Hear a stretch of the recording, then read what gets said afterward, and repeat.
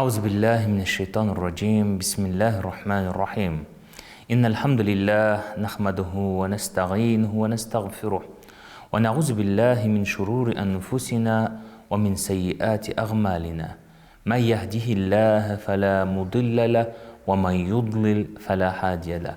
Hürmetli din kardeşlerim, biz sizin bilen İmam Nevavi'nin 40 hadis kitabından hadisler okunu devam ederiz. Bugün ise 38. hadisini okuyuyoruz.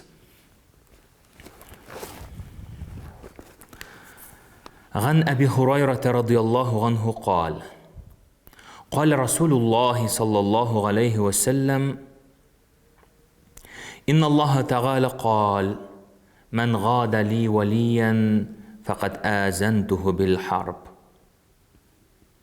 وما تقرب إلي عبدي بشيء أحب إلي مما افترضت عليه ولا يزال عبدي يتقرب إلي بالنوافل حتى أحبه فإذا أحببته كنت سمعه الذي يسمع به وبصره الذي يبصر به ويده التي يبطش بها ورجله التي يمشي بها ولئن سألني لأعطينه ولئن استعاذني لأغيظنه رواه Bukhari. Demek bu hadis Abu Hurayra radıyallahu anh'dan rivayet edilir. Peygamberimiz sallallahu aleyhi ve sellem ayta Allah Teala aytdı. Demek bu hadis Kudsi hadislerden şulay oqsanala. Allah Teala ayta eğer birov benim yakın kişime, mina yakın bulgan kişiye düşmanlık görsetse, karşılık görsetse, ol kişi benim taraftan da karşılıkını tabırdı. Eğer benim kullarım mina yakınayırga tililer iken, onlar farız gamellerin ötep yakınaysınlar. Eğer indi onlar mina qabatta yanadan yakınayırga tilediler iken, demek min farız kılgan gamellerini ötep yakınaysınlar. Farız kılgan gamellerden soň tağında yakınayırga tileseler, demek onlar nafil gamellerin ötep yakınaysınlar. Şul vaqtda min alarını süýärmin. Eğer min süýdüm iken, min alarının köre turgan közi, işite turgan kulakları, tuta turgan kullары, yürü turgan ayakları bulurmun. Eğer alar minden soruyorlar iken, min alarga soraganlarını verirmin. Eğer minden yaklaw izliler iken, min alarını yaklarmın dedi. Bu hadis Bukhari jıyıntığında kitirilär. Eğer bu hadisni ihtibarlara qarasak, en birinci anlarga kerek bu hadis bizge, yani en evvel Kudsi hadis bularak, ilahi hadis bularak ma'lum. Yani Allah Teala'nın sözleri. Eğer Allah Teala aytayken, hem Muhammed sallallahu aleyhi ve sellem aytdıyken Allah Teala aytdı deyip bu hadis Kudsi hadis bula. Bu hadis en birinci evliyalar hakkında, veliyullah deyip aytabızda. Bu hadis veliyullah, yani Allah'ın yakın bendeler, Allah'a süykülü bulgan bendeler hakkında haber ite. Kimsin ol? Veliyullah, evliyalar. Kimler ol degende, anın anlatması, düşüncesi tübendeki şey bula. Huve el-mu'min el-galim billahi el-muazib ala ta'atihi el-muhlis fil ibade. Yani evliyalar, veliyullah, Allah'ın yakın süygen bendeleri kimler ol? Onlar kimler? Allah Teala'ga şın hak ışanu bilen ışandılar. Hem Allah Teala'nın emirlerinde, Allah'ın kuşkanların, ötevşiler, tıyganların daim ötevşiler, yani kuşkanların ötep, tıyganlarından tıyıluşlar, hem şunda nık turuşular, hem işkirsiz gıbedet kıluşularını, yani Avliyaullah, Allah'ın yakın bendeleri deyip atadılar. Allah Subhanahu ve Teala onlar hakkında Yunus suresinin 62. ayetinde haber etti. Ela inne awliyaullahi la havfun aleyhim ve la hum yahzanun. Ellezine amenu ve kanu yettekun. Allah Teala ayta, dürüstlükte ul evliyaullah, Allah'ın yakınlarına, Allah'ın dostlarına, Allah'ın süygen bendelerine bir nindi korkunç bulmaz, bir nindi hasret bulmaz. Ni için? Çünkü onlar Allah'a iman getirdiler, hem ona ihlas, gıybedette buluşuldular, takva bendelerden buldular deyip Allah Teala Yunus suresinin 62. ayetinde haber verdi. Hem şundan soň Allah Subhanahu ve Teala Kur'an-ı Kerim'de aşıklık kirdi. Peygamberimiz sallallahu aleyhi ve sellem'nin ümmetinde 3 türlü türküm kişi vardı. Peygamberimiz sallallahu aleyhi ve sellem'nin ümmetinde 3 türlü türküm kişi var deyip getirirler. Hem de indi ol bizning Qur'oni Karimda haber etile. Allah Subhanahu ve Teala ayta: "Thumma awrasnal kitabellezî istafayna min ibadina feminhum zalimun li nefsihi ve minhum muqtasid ve minhum sabiqun bil hayrat biiznillah zalika huve fadlun kabir."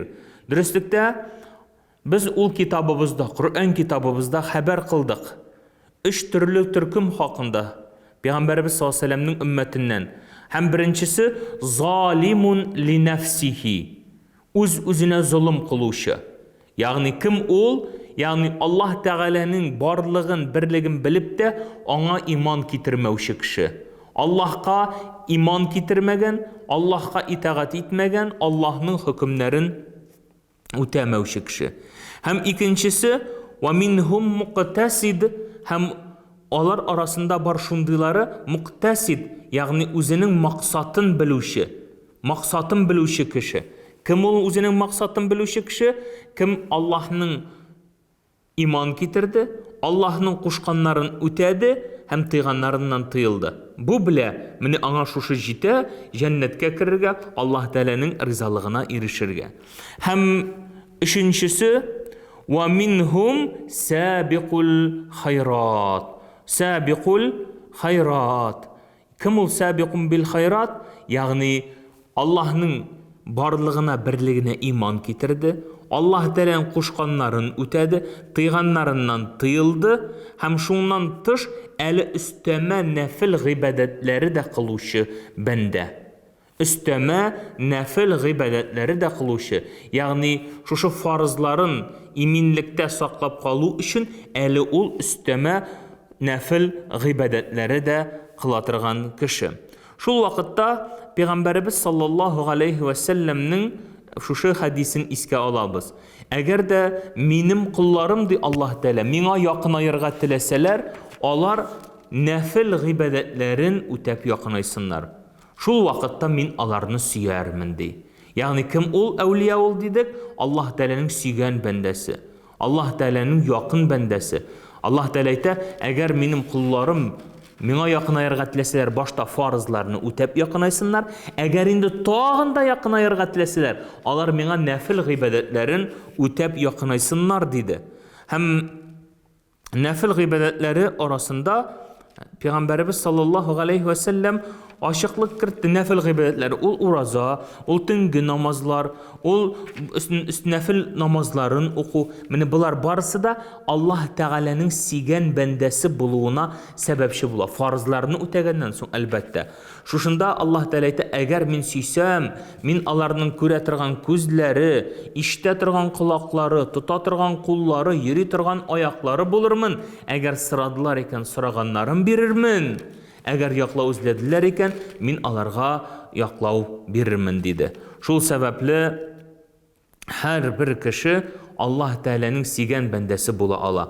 Yani evliyaullah bula ala. Bunun için elbette bartik bizning özümüzning taraftan tırışlıqına koyu sırala. Elbette şuşunda nefil gıybedetlerinin qaybirlerini iske alık. Yani farız gamellerinden son en süyüklü gamel ул да булса тәһәҗҗүд төнге намаз булып тора. Чөнки Allah Subhanahu wa Ta'ala Сәҗдә сүрәсенең 16-нчы аятында шушы нәфил гыйбадәтен, бары тик фарыз намазларыннан соң, бары тик шушы намазны искә алды, ул да булса тәһәҗҗүд намазын. Башка бер нинди нәфил гыйбадәте искә алынмый Коръән Кәримдә, илля мәгәр шушы, ягъни тәһәҗҗүд намазы. Кеше төннең 3-нче өлешендә үзенең йомшак ятагыннан күтәреп, тәһарәт алып, 2 рәкъәт намаз укый. Ул да булса Аллаһ Тәгаләнең ризалыгын өмет итеп. Allah Subhanahu wa Ta'ala Сәҗдә сүрәсенең 16-нчы аятта бу искә алды. Бу бәндәләр үзләрен торгызырлар, ятакларыннан торгызып, үзләренең уяулыкларын күрсәтерләр, Аллаһ Тәгаләгә гыйбадәт кылуларын күрсәтерләр дип. Шуннан соң икенче мәсьәлә ул да булса нәфил уразалары. Нәфил уразалары фарыз уразаларыннан соң иң сөекле гамәлләр булып тора. Ул ай уртасында, ай башында ураза тотырган, төрле махсус көннәрдә уразалар бар.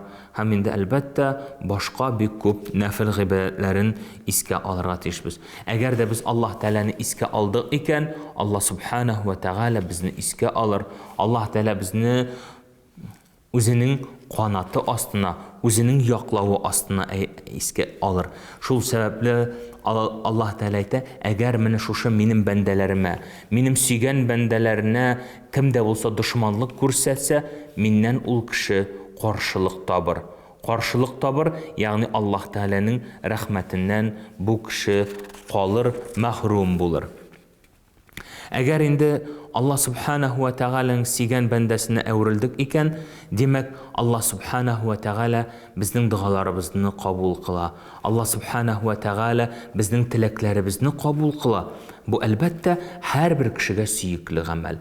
Шул сәбәпле һәр барчабыз да шушы Аллаһ Тәгаләнең сөйгән бәндәләреннән булырга насип булсын. Вассаламу алейкум ва рахматуллаһи ва баракатуһу.